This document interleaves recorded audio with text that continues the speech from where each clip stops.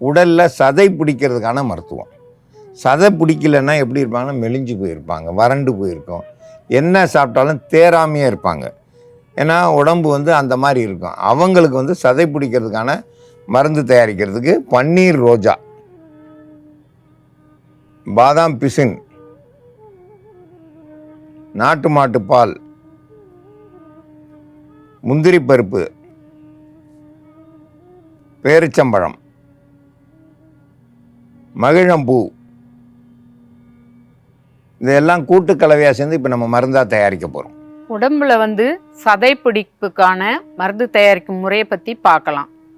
எவ்வளோ சாப்பிட்டாலும், எவ்வளவு மாமிச உணவுகள் நிறையா சாப்பிட்றேன், சத்துள்ள பொருள்கள் அதிகம் சாப்பிட்றேன், அப்பையும் என் உடம்புல சதையே போட மாட்டுது, ஈ குடித்த மாதிரி சதையும் எலும்பும் தோலும் ஒட்டி போயிருக்கு அப்படின்னு சொல்லிட்டு ஆம்பளை குழந்தையா இருந்தாலும் பொம்பளை பிள்ளையா இருந்தாலும் எங்களுக்கு சதையே போட மாட்டுது அப்படின்னு சொல்லிட்டு நிறையா கம்ப்ளைண்ட் பண்ணுறாங்க, எங்ககிட்ட வர்றாங்க. ஏன் அப்படின்னு சொல்லி கேட்கும்போது, அதிக சூடு, அவங்க உடம்புல அதிக சூடுனா பெண்களுக்கு வெள்ளைப்பாடு வெளியே போயிட்டு இருந்ததுனாக்கா சத்தெல்லாம் வெள்ளையாக மாறி ஒரு துளி வெள்ளைப்பாடு வெளியாகுது அப்படின்னா 20 சொட்டு ரத்தம் வீணாகுது அப்படின்னு சொல்லி புரிஞ்சுக்கிறணும். அதனால வெள்ளைப்பாடு போகிறதா ஆணாக இருந்தாக்கா புரதம் வெளியாயிட்ருக்கும், சிறுநீரின் வழியாக புரதம் வெளியாகிறது அவங்களுக்கே தெரியாது. அப்படி போய்கிட்டு இருந்ததுனால அவங்களுக்கு உடம்புல சதையே போடாது, நல்ல முகம் குளிர்ச்சியாக இருக்க மாட்டாங்க, வறண்டு போய் முகம் இருக்கும், ஒட்டி போயே இருக்கும், தோல் சதை வேற எலும்பு தோலுமா இருப்பாங்க.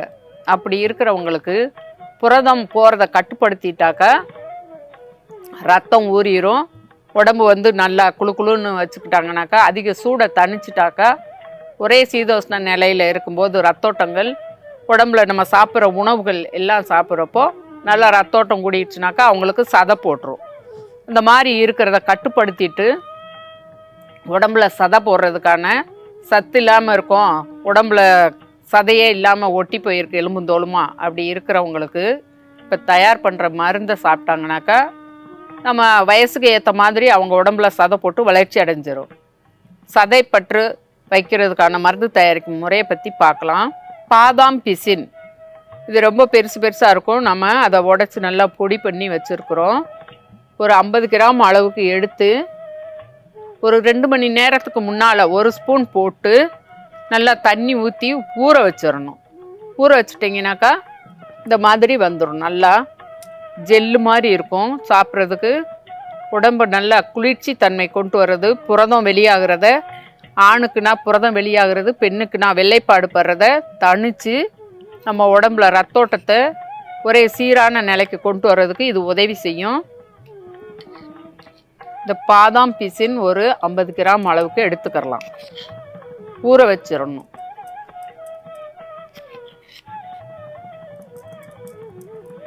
அதிக சூடை தணிக்கும் தன்மை மகிழம் பூ. நீங்கள் நாட்டு மருந்து கடையில் கேட்டிங்கன்னா உங்களுக்கு கிடைக்கும், காஞ்சதுனாக்கா வாங்கி சுத்தப்படுத்திட்டு நம்ம அரைச்சி பொடியாக வச்சுக்கோங்க. பூவாக இருந்ததுனாக்கா பாலில் கூட போட்டு சேர்த்து சாப்பிட்றப்போ நல்லா மெண்டு சாப்பிட்றலாம். நல்ல இனிப்பு சுவை, துவர்ப்பு ரெண்டும் கலந்ததாக இருக்கும். உடம்புல சூட்டை தணிக்கக்கூடியது, வெள்ளைப்பாடு வெளியாகிறத தடுக்கக்கூடிய தன்மை இந்த மகிழம் பூவுக்கு இருக்குது. ஒரு 5 பூ எடுத்துக்கிட்டால் போதுமானது.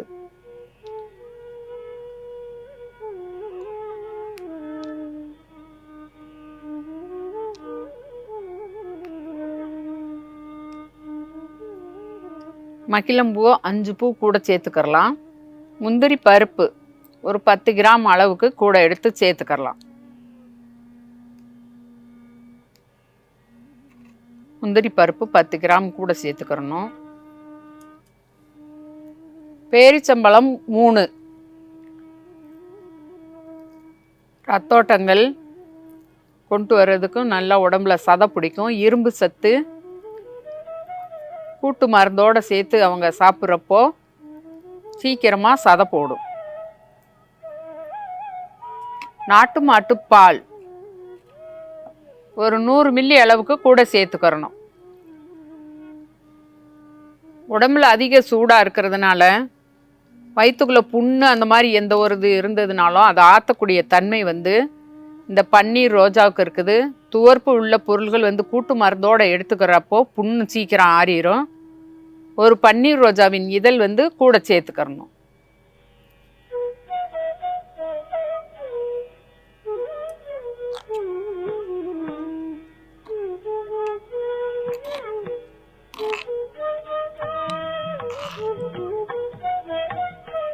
இதை தினமும் காலையில் வெறும் வயிற்றுல சாப்பிடணும். வெறும் வயிறாக இருக்கிறப்போ இதை சாப்பிட்டுட்டு 1 மணி நேரம் கழித்து நீங்கள் எப்பயும் சாப்பிட்ற அதிக காரம் புளிப்பு இந்த மாதிரி இல்லாமல் உப்பு சுவை அதிக காரம் எண்ணெயில் வறுத்தது பொரிச்சது கொஞ்சம் நாளைக்கு நீங்கள் அதிகம் சேர்க்கவே கூடாது. இப்படி சாப்பிட்டுட்டு வர்றப்போ உடம்புல ஒரே சீதோஷ்ண நிலை வந்துருச்சுனாக்கா அந்த புரதம் வெளியாகிறது நின்றுச்சுனாக்கா உடம்புல சதை போட்டுரும். உடலில் சதை போடுறதுக்கு பன்னீர் ரோஜா, நாட்டு மாட்டுப்பால், பாதாம் பிசின், பேரிச்சம்பழம், முந்திரி பருப்பு, மகிழம்பூ இதெல்லாம் கூட்டு கலவையாக சேர்ந்து மருந்தாக தயாரிச்சிருக்கோம். இதை சாப்பிட்டோம்னா அவ்வளோ நிம்மதியாக இருக்கும். அப்படியே சுகமான தூக்கம் வரும். நல்ல தூக்கம் வந்தாலே உடம்பு வந்து சதை போட ஆரம்பிச்சிடும். தூங்காமல் ஓடிக்கிட்டு இருக்கவங்க தான் நரம்பாக இருப்பாங்க. நல்லா பார்க்கலாம். தூங்காமல் ஓடிக்கிட்டு இருக்கவங்க தான் நரம்பாக இருப்பாங்க. அந்த தூக்கம் வயிறில் வந்து அந்த சூடு குறைஞ்சிச்சுனாலே சதை பிடிக்க ஆரம்பிச்சிடும். சதை பிடிக்கிறதுக்கு இது ஒரு சிறந்த மருந்து. இந்த மருந்தை பயன்படுத்தி பயன்பெற வேண்டும் என்று கேட்டுக்கொள்கிறேன்.